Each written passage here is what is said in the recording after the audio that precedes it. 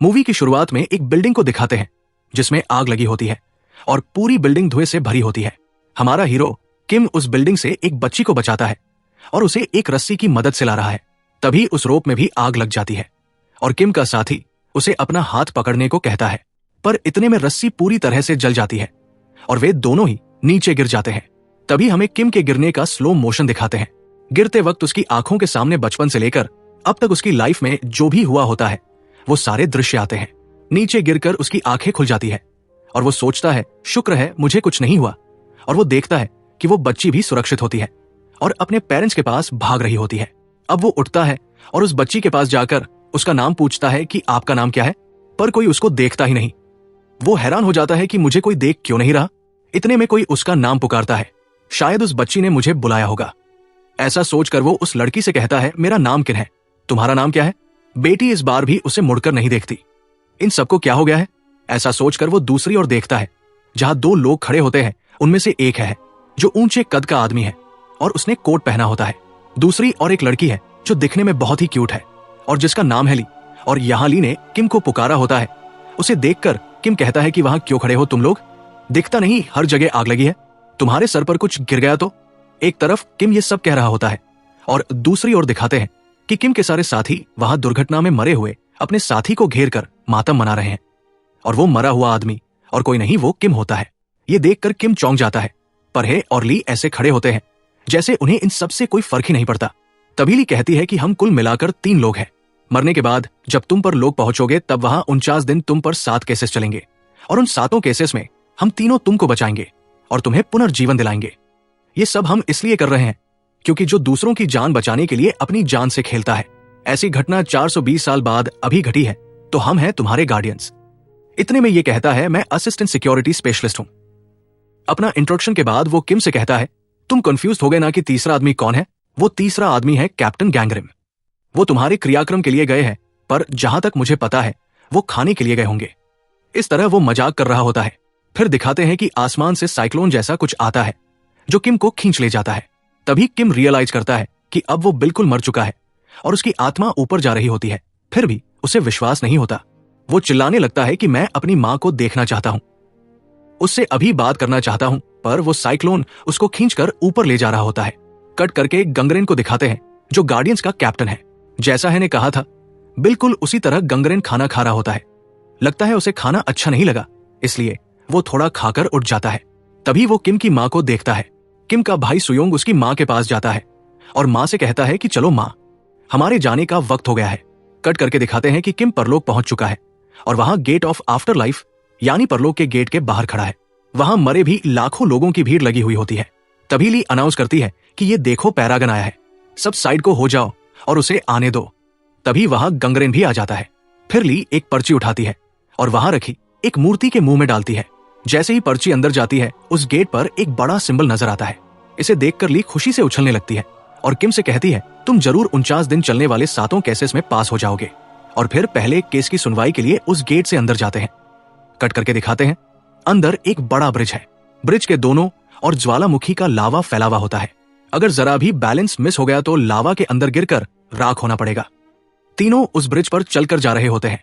तभी है किम से पूछता है, तुम ठीक से सोचकर बताओ, तुमने कभी किसी का खून तो नहीं किया, फिर हमें इस हेल्प ऑफ मर्डर यानी कत्ल के नरक में क्यों लाया गया है। किम कहता है कि उसने ऐसा कुछ भी नहीं किया। इतने में ली कहती है, पर यहां तो उसी को लाया जाता है जिसने किसी का खून किया हो। अब गैंगरेप में एक्सप्लेन करता है कि कुल मिलाकर 7 पाप होते हैं और इन्हीं 7 पापों का हिसाब गेट के अंदर किया जाता है। कौन सा केस पहले आएगा ये कोई नहीं जानता। ये सिर्फ कोइंसिडेंस की बात है कि किम को पहले कत्ल के नर्क में लाया गया है। तभी किम कहता है कि मैंने तो कीड़े मकोड़े तक को कभी कोई नुकसान नहीं पहुंचाया है। इतने में गैंगरेप कहता है, खून का मतलब ये नहीं कि तुम डायरेक्ट किसी को मार डालो। अगर तुम्हारे किसी भी काम से किसी की जान गई हो तो वो भी खूनी माना जाएगा। तभी लिया आंखें बंद करके किम के सारे कामों को स्कैन करके देखती है। अभी पता चल जाएगा कि तुमने किसी का खून किया है या नहीं। कट करके हमें एक फ्लैशबैक दिखाते हैं जिसमें कि हम अपने साथ काम करने वाले एक आदमी को मरने से बचा नहीं पाता, इस तरह की उस आदमी का मौत का कारण बन गया होता है।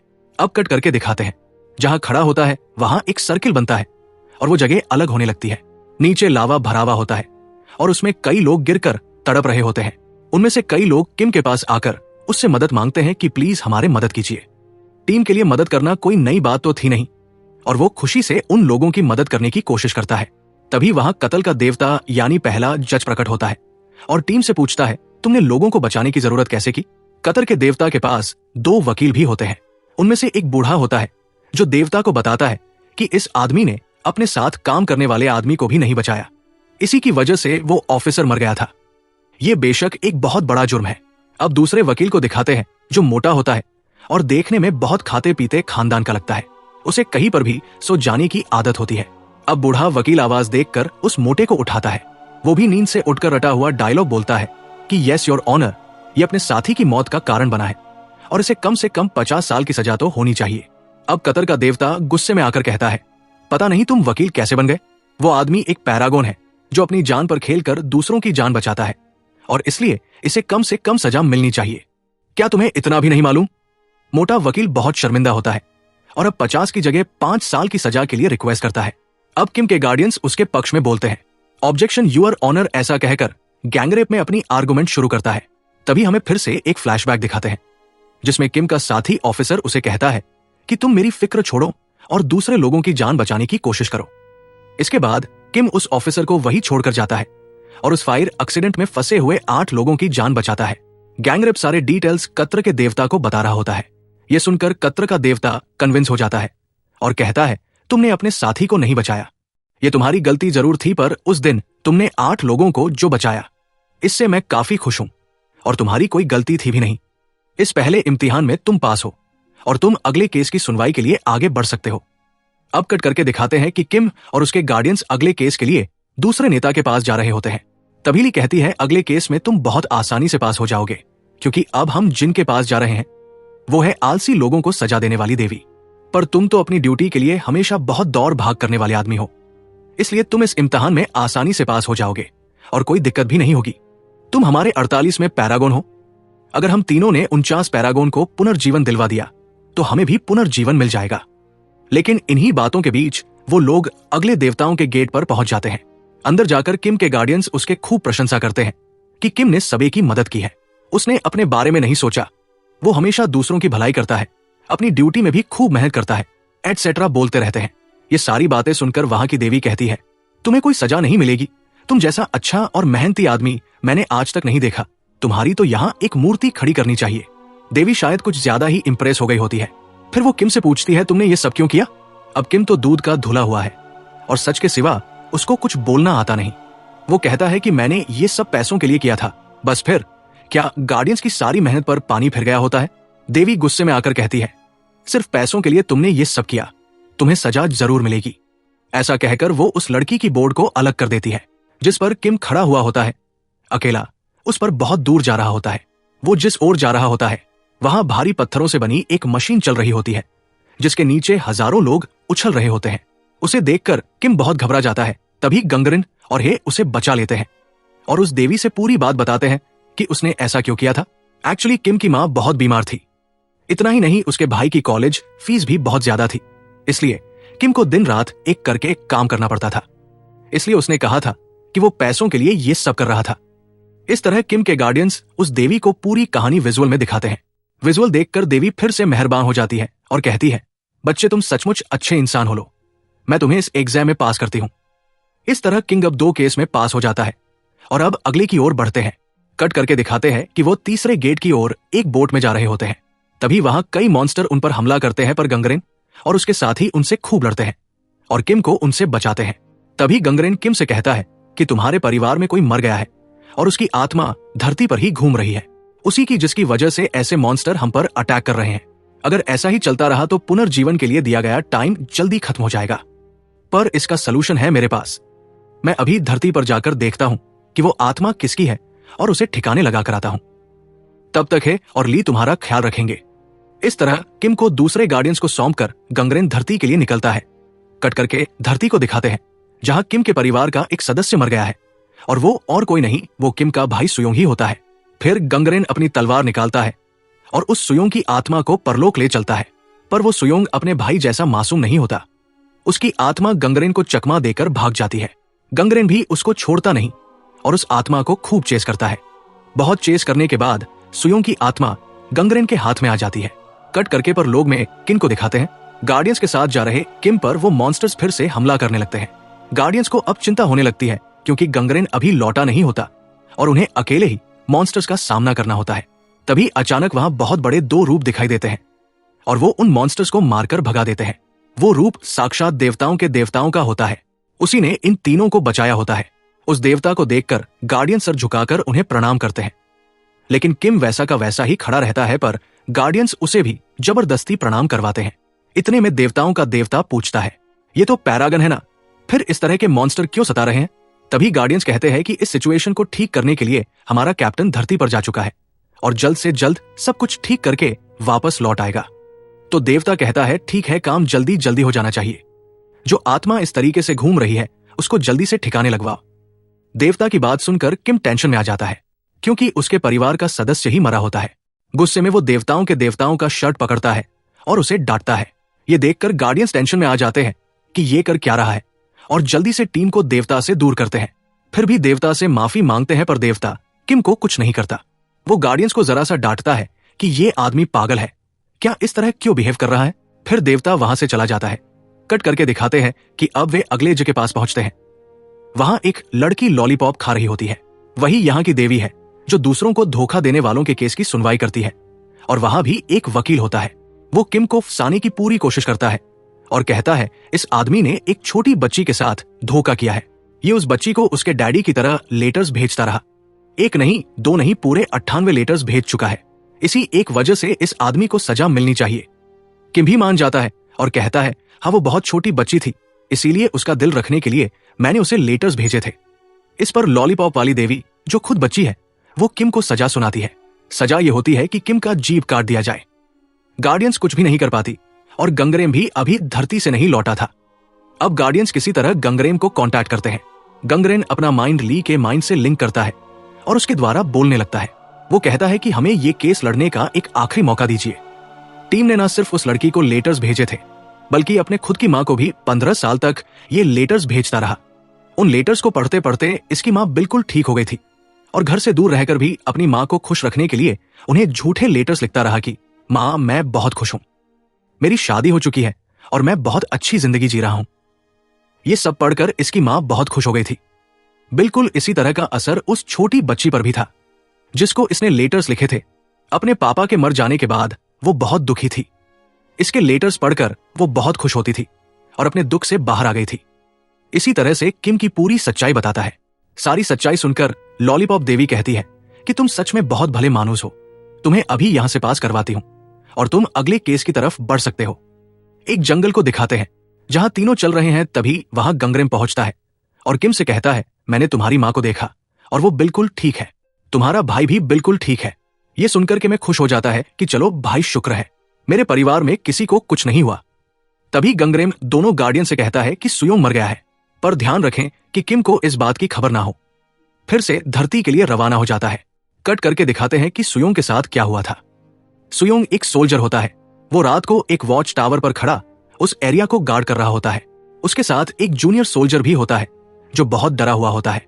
सुयोंग उसकी हिम्मत बढ़ाता है और उसे मोटिवेट करते हुए उसे गले लगाता है, पर तभी वो जूनियर सोल्जर गलती से गन का ट्रिगर दबा देता है। सुयोंग को गोली लगती है और उसके मुंह से भी खून निकलने लगता है। इस हालत में भी वो अपने जूनियर को बचाना चाहता है और कहता है, तुम सिर्फ कर्नल को फोन कर दो, दूसरे किसी को कुछ भी मत बताना, वरना तुम मुश्किल में फंस जाओगे। फिर कर्नल वहां पहुंचता है और सुयोंग को देखकर वो घबरा जाता है क्योंकि उसी ने दोनों को यहां खड़ा किया था। उसे इस बात का भी डर था कि उस पर इंक्वायरी होगी कि उसने जूनियर सोल्जर को ऐसी रिस्की जगह को गार्ड करने के लिए क्यों रखा था। इन सब बातों से बचने के लिए उस जूनियर सोल्जर के साथ मिलकर वो एक प्लान करता है कि सुयोंग को कहीं दफना देना चाहिए। कट करके किम को दिखाते हैं। अब वो तीनों अटलांटिक जैसी किसी बर्फीली जगह पर चल रहे होते हैं। तभी अचानक वहां स्नो स्ट्रांग होने लगता है और कई प्रॉब्लम्स भी आने लगती है। किम पूछता है, मेरे परिवार में तो सब ठीक है, पर इस तरह की प्रॉब्लम्स क्यों आ रही है? वहां एक रोप नजर आती है और तीनों उस पर चढ़ जाते हैं। कट करके फ्लैशबैक में सुयोंग को दिखाते हैं। वो मरा नहीं, अभी भी जिंदा होता है, पर कर्नल और जूनियर सोल्जर ये नहीं जानते हैं कि वो जिंदा ही है और उसको दफना देते हैं। फिर वे उसकी मां के पास जाते हैं और कहते हैं कि आपका बेटा कहीं भाग गया है। आर्मी में ज्वाइन करने के बाद ना जाने वो कहां भाग गया। इस तरह झूठ पे झूठ बोलकर वो उसकी मां को दुखी कर रहे होते हैं। ये फ्लैशबैक देखकर गंगरेम को भी अपना फ्लैशबैक दिखने लगता है। बिल्कुल इसी तरह गंगरेम के पिता भी किसी युद्ध में लाशों के बीच जिंदा गाड़े गए थे। उनकी इस तरह की मौत से गंगरेम की मां भी बहुत रोई हुई होती है। कट करके हेल ऑफ इनजस्टिस यानी अन्याय के नरक को दिखाते हैं। यहां उन लोगों को सजा दी जाती है जो अपने स्वार्थ के लिए दूसरों को धोखा देते हैं। ऐसे लोगों को यहां एक कांच के बॉक्स में बंद करके फ्रीज कर देते हैं और उन्हें बहुत टॉर्चर किया जाता है। ये सारे डिटेल्स ली बता रही होती है। कट करके अगले सीन में तीनों को एक रोप कार में जाते हुए दिखाते हैं। तभी ना जाने है किन ख्यालों में खो जाता है और वो किम को बता देता है कि उसका भाई मर चुका है। ये सुनकर किम चौंक जाता है। उसी वक्त उस रोप कार का रोप कट जाता है और कार एक तरफ से लटक जाती है। अपना किम तो फायर फाइटर है। वो बड़ी खूबी से खुद को और अपने गार्डियंस को बचा लेता है। अब वो ठान लेता है कि वो पुनर्जीवन पाकर ही रहेगा। कट करके दिखाते हैं कि अब गंगरेन उस जगह पर खड़ा होता है जहां सुयोंग को दफनाया गया था। तभी ये आता है और पूछता है कि आप यहां क्या कर रहे हैं? उस आत्मा को मिटाने का तो आपका काम है, पर यहां बेकार वक्त क्यों बर्बाद कर रहे हैं? उसका गुस्सा देखकर गंगरेन भी गुस्से में आ जाता है और फिर दोनों में झगड़ा हो जाता है। गंगरेन चिल्लाता है कि यहां मैं सीनियर हूं या तुम्हें मेरे ऑर्डर्स मानने पड़ेंगे। मुझे सवाल करने का तुम्हें कोई हक नहीं। अपना काम मैं अच्छी तरह जानता हूं और तुम अब जाओ और अपना काम संभालो। हे भी बिना सवाल के वहां से चला जाता है। कट करके दिखाते हैं कि किम और गार्डियंस अगले गेट के अंदर जा रहे हैं। ये जगह हेल ऑफ विट्रेल यानी विश्वासघात का नरक है। यहाँ भी एक देवी जज है। एक पैरागन होने के नाते किम को यहाँ फ्री पास मिल जाता है। इस इम्तिहान में भी किम बिना ज्यादा मेहनत किए पास हो जाता है।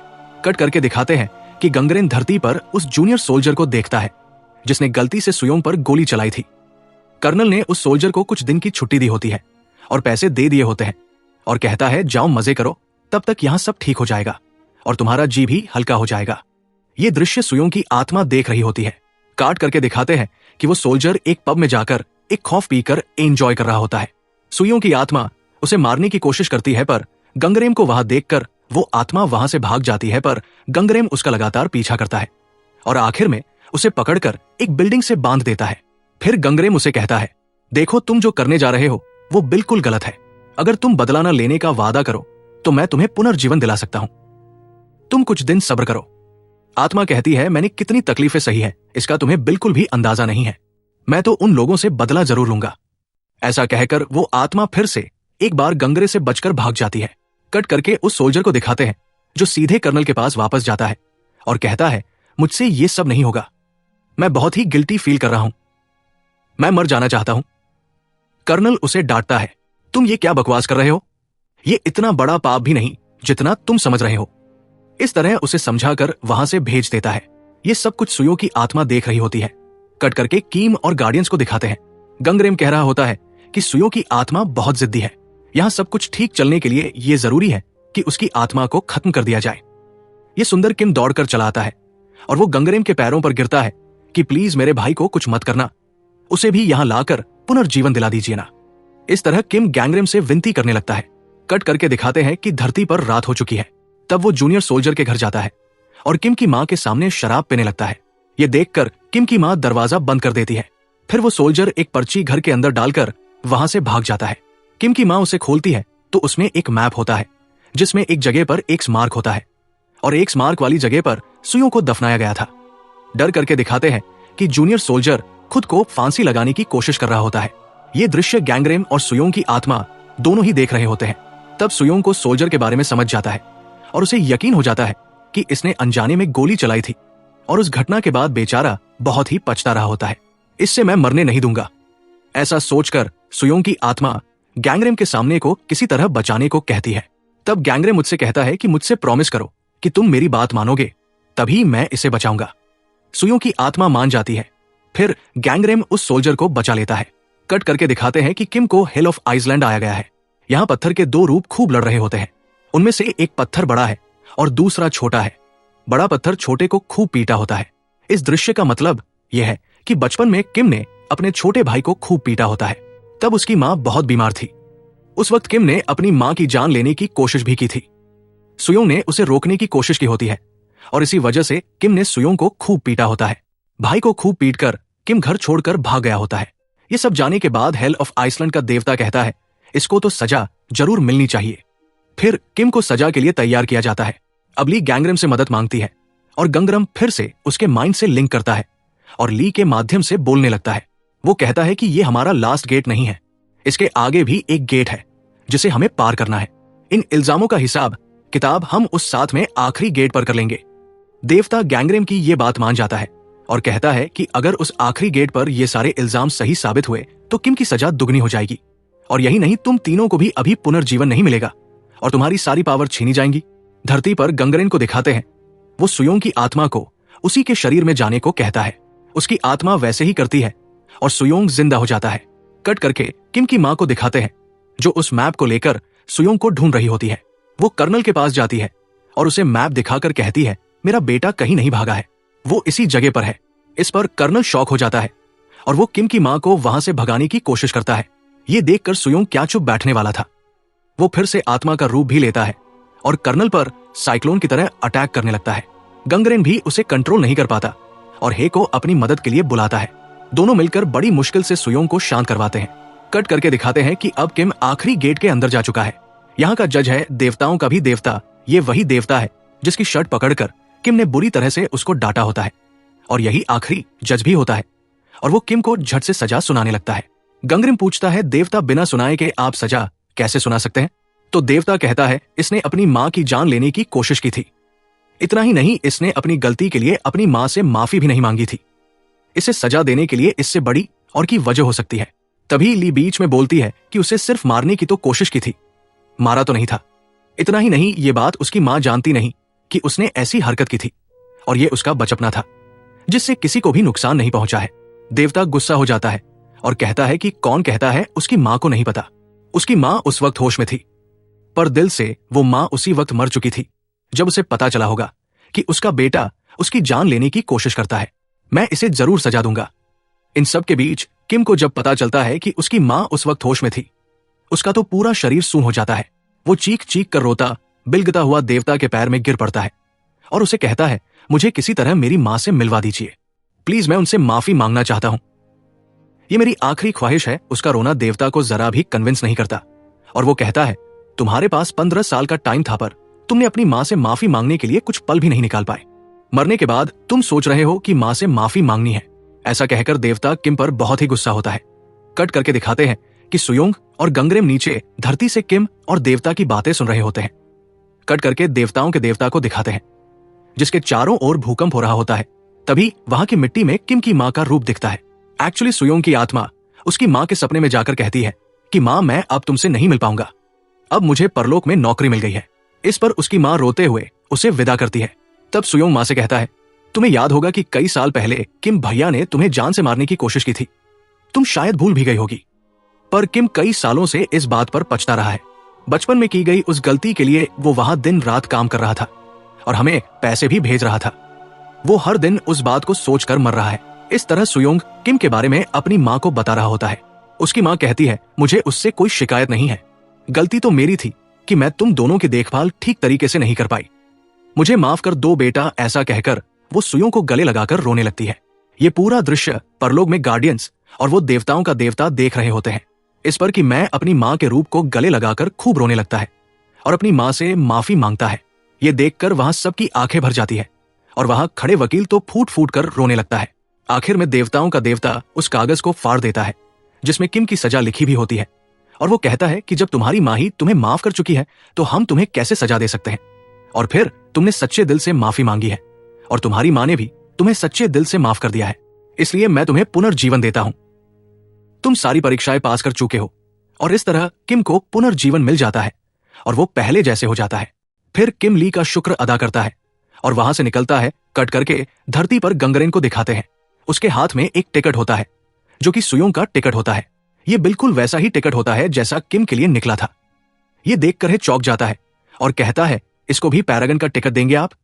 अगर इस सुयोंग को पैरागन के टिकट पर हम परलोक में ले गए तो हमें पहले गेट में भी एंट्री नहीं मिलेंगे और हमें वहां से बाहर भगा देंगे। और आप है कि इसको पैरागन वाला टिकट देना चाहते हैं? इस तरह वो गंगरेम की टांग खींचता है। इस पर गंगरेम कहता है, मैं तुम्हारा सीनियर हूं, याद है कि नहीं? यहां सिर्फ मैं ऑर्डर दे सकता हूं और तुम्हारा काम है सिर्फ उसे फॉलो करना। इस पर है बिगड़ कर कहता है, यह पहली बार है जब मैं आपको उल्टा जवाब दे रहा हूं।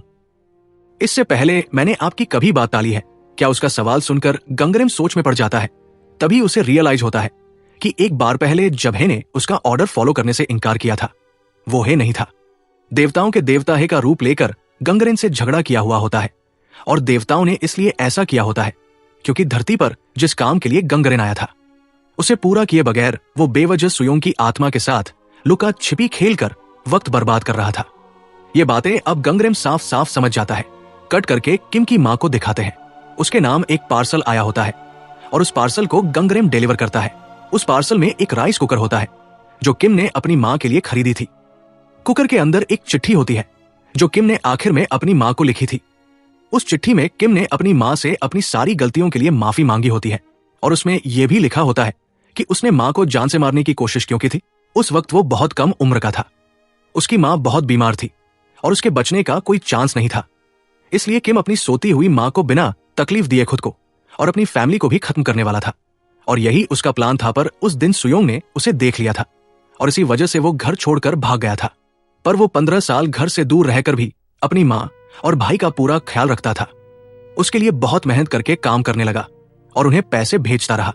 इतना ही नहीं, अपनी बीमार मां को खुश करने के लिए 15 साल तक वो चिट्ठियां भेजता रहा कि वो एक बहुत ही खुशहाल जिंदगी जी रहा है। उसने ये सब भी लिखा होता है कि उसकी शादी हो गई है और वो अपने परिवार के साथ बहुत सुखी है। उसकी चिट्ठियां पढ़कर उसकी मां को अपने बेटे पर बहुत गर्व होता है।